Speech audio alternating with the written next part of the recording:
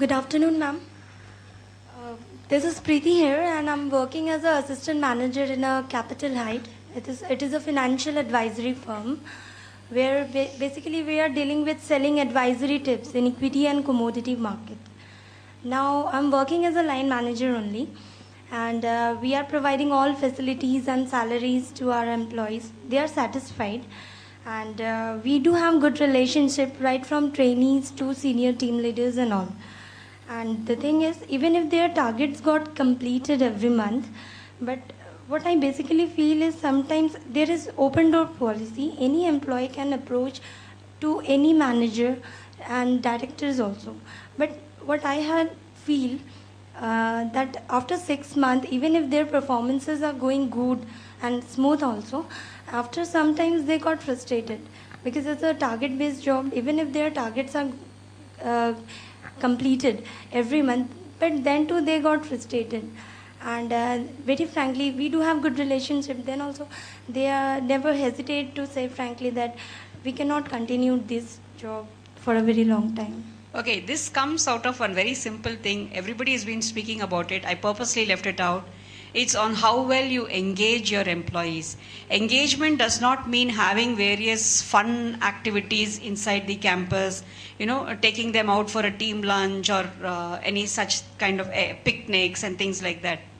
Engagement has to come along with empowerment. It's any job, whatever it may be, okay, including for all of us.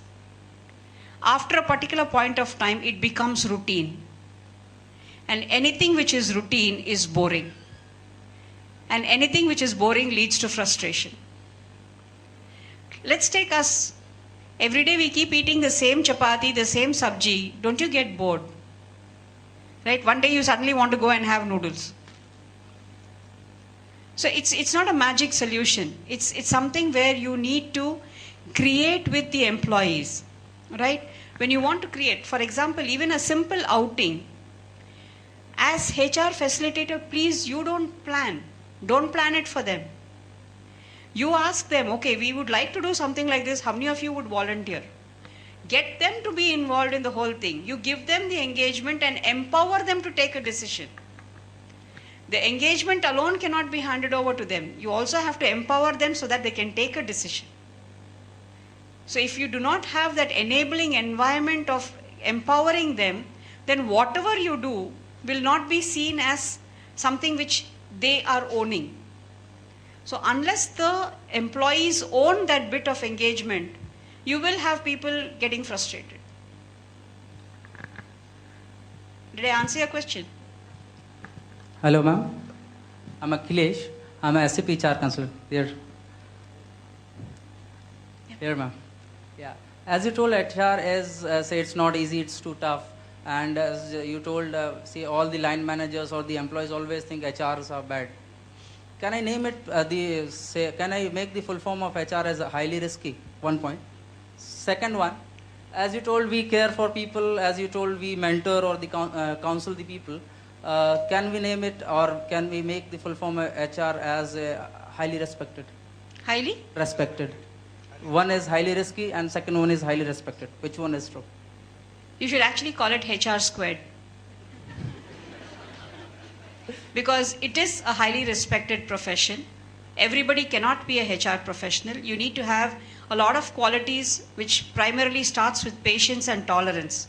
Because sometimes you'll have some of the guys come in and ask you the most stupidest of questions. But you need to be patient enough to answer that. And yes, it is highly risky. Because unfortunately, even though I may say that you are a facilitator, we cannot play God with somebody's career. We cannot act like God. So therefore it becomes risky. So you should call yourself, I'm a HR squared professional. Thank you. Second question to sir. Sir, as you told, we should there's no use of discussing anything after a person put his paper or he resigns. So we should accept that we should be bearing the cost of new recruitment, training and hiring and everything and the work loss again.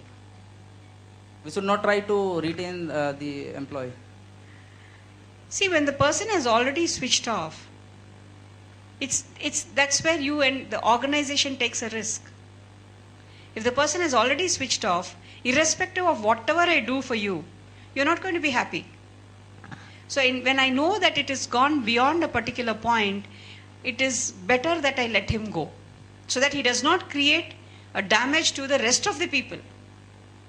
Because when he's sitting in with his group, he will keep on talking negative about the boss, negative about the team, and unfortunately, he might also end up asking another person to go along with it.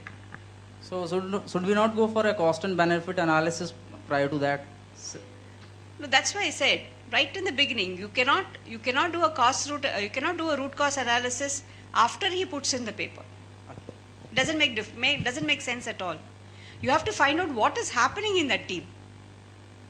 You have to find out what is happening in the team. Why are people getting frustrated there? What is the issue? So you have to do it much before. Thank you. Hello, ma'am. That will be the last question. Yeah. Thank you, ma'am. Yes. You go ahead, please. My question is to Miss Ma'am. My name is Ankita. I'm working in an IT company as an HR only person there. All right. I have firstly I should tell you I'm admiring you a lot, and I want to be in that position few years in my life, in my career. So about going ahead for my question, I would like to ask you. You have said me to be on the floor, to ask questions or to communicate with the employees, right?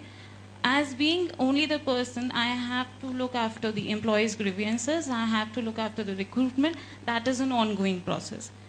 I have been communicating to my employees or to my colleagues that if you have any problem, you can come to me directly, anytime, any moment. I just want to ask, is there anything else I can do to help retention in my company? Employees do not go, and they can come, apart from coming to me and discussing their problems, anything apart I can do with keeping the retention less in my company. Can I just ask you to do one thing? Yes, ma'am. Don't sit at your desk. Walk across. Don't expect them to come to you. They may not have any problem at all. Okay. A person may not have any problem at all on the floor. Just go to him and talk to him or her and say, what did you do yesterday? Nothing. He has no issues. He has no problems. He doesn't need to come and see you. But that connect. Can you just walk? You don't need to meet everybody on every day. Today you're going to this side. Go and speak to 2 people. Come back. Go another day. Go and speak to somebody else. I do that. What happens is people see you talking to some 2-3 people, right? They come back and they realize that you're a very friendly person. So the moment they see you as a very friendly person, they might not come to your desk. They might come to you when you are at lunch. They might come to you when you're standing there waiting for a rickshaw. They might come to you when you are, walking across the floor. I got your point. Right? Thank you, ma'am. So don't wait for somebody to come to your desk. That's not HR. Okay, thank you. Thank you so much, ma'am. Thank you, Neeraj sir, Rao sir, for answering the questions that audiences had. With this, we come to the end of first session.